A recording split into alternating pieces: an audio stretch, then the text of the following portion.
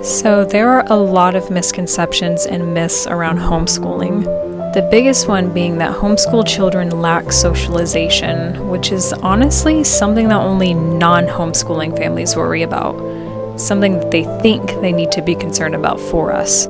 I mean, it's in every article you will find about the disadvantages of homeschooling. But just because homeschooled kids don't attend a regular school doesn't mean they are going to become socially awkward or lack social skills. It just means they go about their socialization in a different way.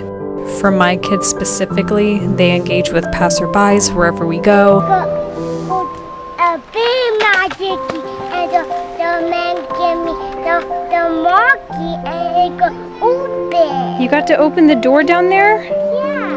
Yeah. Wow! Cashiers at the grocery store, other families at the park, kids at the beach.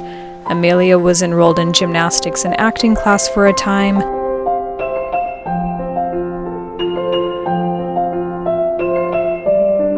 And a big method of socialization right now for us is our homeschool group that we meet up with every week, where homeschooling families all over the island unite and we learn about various topics and take field trips together.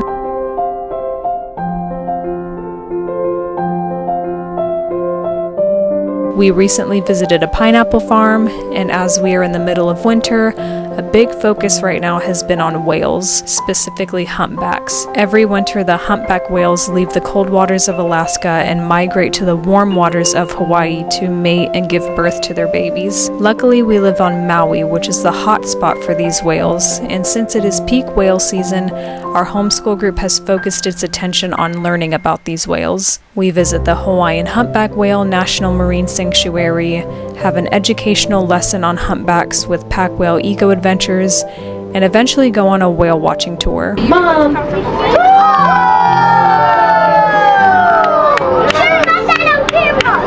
So come along with us on our homeschooling adventures and enjoy a week with us on Maui.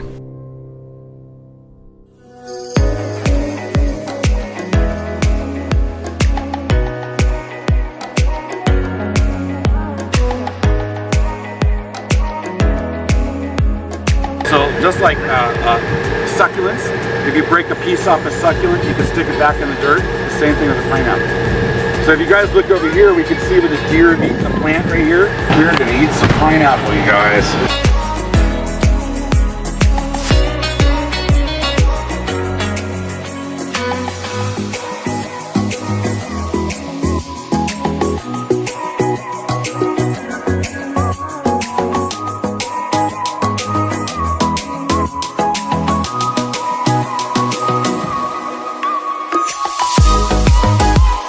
What do you do with the soil? I don't know. Cover it back up. There's 4 holes. You guys can cover it, okay? The top is right here. The tops are right here. Do it. Sir. I don't want to get my hands dirty. Awesome. You just planted your own pineapple.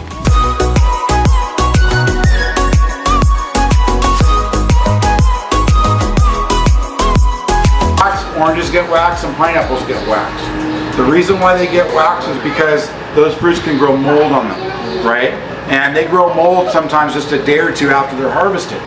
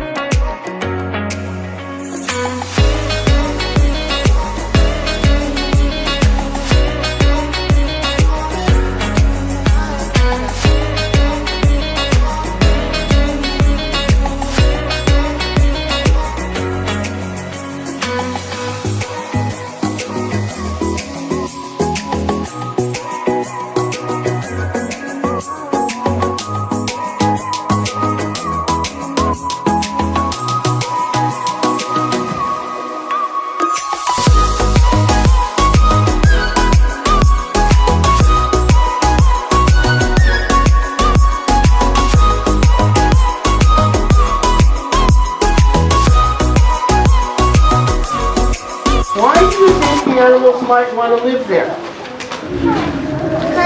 Okay, they could hide in here also. So it's a very special place where animals can live. So when they were hunting the whales, they'd say, that's the right one, go get it, that's the right one. And they call them the right whales still today, even though they don't hunt them. These are called humpbacks because they hump their back when they go down. So if you guys, when you're out and you see the whale dive down like that and go down underwater, the boat will wait about 15 minutes, adults, and then they'll probably come back up again and you'll see that whale come up again. So we're about to go whale watching right now, and I'm gonna eat mangoes for breakfast, not only because I love mangoes first thing in the morning, but also I read last night that a natural way to kind of combat motion sickness and seasickness is mangoes. I had never heard of that before. I didn't know mangoes help with motion sickness. So we're gonna try it. And hopefully it works, because I am one of those people that I do get motion sickness. Not really in a car anymore, but on a boat I do. So yeah. So from 9:30 to 10:30 we're doing a lesson on whales with our homeschool group. And then after that we are going on a whale watch together. So I'm really excited about that. And yeah, let's go. We are looking for the humpback whale. Can you show me with your fingers which number do you think the humpback whale is? Do we think it's 1? Do we think it's 2? 2. Do we think it's 3? Show me with your fingers. It could be 4. I see some, yeah. Okay, we're looking for the humpback, which is number 3. Number 3. There's lots of different whales that exist in the world, but I can always tell which one the humpback is by looking at those super long pectoral flippers. You're going to see that these flippers are the longest out of all the whale species. They're way longer than the blue whale, way longer than the right whales, way longer than the sperm whales, the minkies, the orcas. They have really, really long flippers. That's a really, really big, really, really heavy animal. Their babies, we're going to say, are the same size as a truck. Yes, whales are mammals. That means they're going to breathe air, right? We're going to see those tall blows. These tall blows are about 15 feet long, and they're really, really big. They look like white smoke. Yeah. They can actually.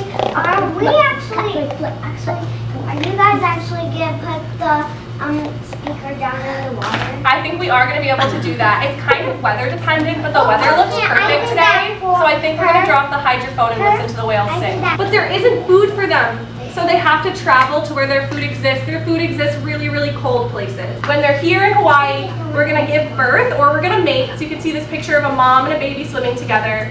And when they're in Alaska, they're typically trying to eat either small schooling fish or tiny crustaceans called krill. No, humpback whales don't have teeth. Some whales do have teeth. Some whales, like the sperm whale, they have teeth. I have a sperm whale tooth right here. But humpback whales instead, they have baleen plates. And this is kind of going to work like a big strainer in their mouth. So when they scoop up all of that food, they can't swallow it with the water. They're going to have to filter that water out. So they use their tongue, they push the water through these hundreds of plates that hang down from their upper jaw, and then they can swallow their food that's left behind. If you would like to feel the sperm whale tooth or the humpback whale piece of baleen, you may. I would just like us to be gentle when we touch it, okay? Now this baleen plate is made out of the same material as our hair and fingernails. So after you feel the baleen plate, compare it to your own hair and fingernails.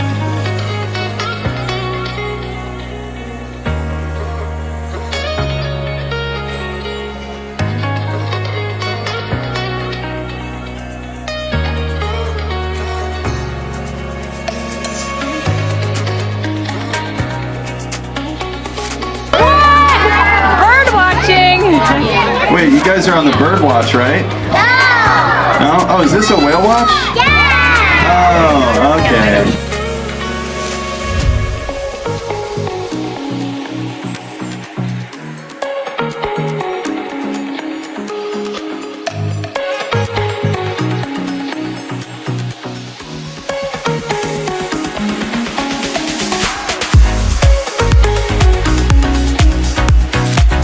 Safely assume, just from the dynamic we've watched for the past few moments, it looks like a mother and calf pairing.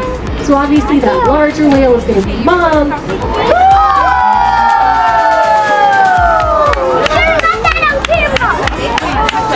Incredible! A beautiful breaching behavior. The breach where that whale jumps up and out of the water, creates a splash.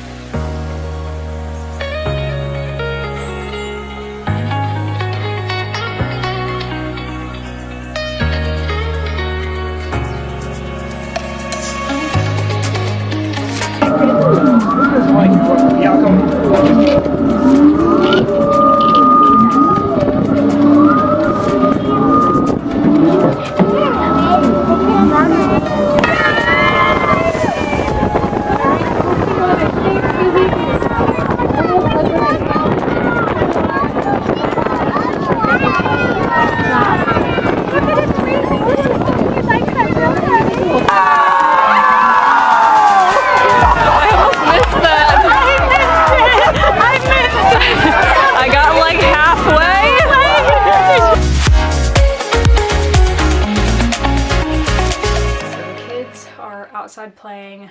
I just got done cleaning up the house a little bit, did some baking, of course. We have here some, it was supposed to be banana zucchini muffins, but we didn't have zucchini, so I just did banana carrot muffins. I did carrots in place of the zucchini, and yeah, so those turned out, snacking on those. Kids are outside playing, yeah, so I just wanted to take this as a moment to just sit down and catch up, basically. So recently we've been doing a lot of things with our homeschool group. As you have seen, the pineapple tour was fun. I learned a lot about pineapples and found out why ours at home aren't growing. Apparently, pineapple need to be in a very dry climate and you do not need to water them that much. And yeah, we've been watering ours like every day. So we've just killed ours. Like, we didn't give our pineapple any chance at all to grow. Rudy just ripped it up out of the garden yesterday and he's trying again. But yeah, so learned about that, and yeah, the kids got to plant their own pineapple and we saw pineapples growing from like all the different stages. We got to eat pineapple, we got to bring some pineapple home with us, so we wound up taking home like 5 different pineapples. The kids got 2 smaller ones and we got 3 big ones. We kept a big one for me and Rudy, gave one to a friend, and I gave one to my boss. And then the whale watch and all that was fun. Everything we did with pack whale, whale watching, the humpback whale sanctuary. Yeah, that was a lot of fun getting into that. Kids, we learned a lot about whales. I learned a lot about whales. I thought that whales, the humpback whales, only came here from Alaska. Apparently they also come from Canada and Russia. When we went to the humpback sanctuary, we learned that when the whales are here on Maui, they're not eating. They don't eat while they're here. How it was presented to me was roughly November, December, the whales start making their way to Hawaii and they don't leave until, you know, April, May. So it was like basically Alaska is their home for like 6 months of the year and Hawaii is their home for like the other 6 months. You know, I thought it was like, that's how they did it. That's how it's always been presented to me. Apparently, that's not how it goes. So the humpback whales start making their way to Maui, and they come to the other Hawaiian islands as well, but Maui's the hot spot, mainly Maui. But anyway, so they come to Hawaii starting November, but they only, once they're here, they only stay for like a few weeks before they go back.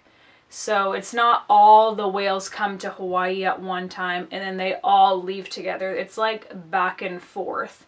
Like some are coming in November, some are coming like in February. So they're coming at all different times within this period. And I thought they stayed for the whole 6 months, but they just stay for a few weeks simply to just mate, give birth, all that, and they go back. So then that made so much more sense, where I was like, I could see them going a few weeks without eating, but I'm just like, man, 6 months, that's a long time without eating. I learned about how they nurse. I knew that they, you know, whales, they're mammals and they breastfeed, but I didn't know how they did it. So that was interesting, learning how all that works. I didn't know how small their throats were. They're this ginormous animal, right? Their throats are only like that big. Because in the class, the teacher was like, can a whale eat you? Can a whale swallow you? And I'm sitting there, I'm like, yeah, they could. And she was like, no, they can't. Their throats are only that small. And I was just like, what? And she was like, that's why they only eat very small animals like krill and all that.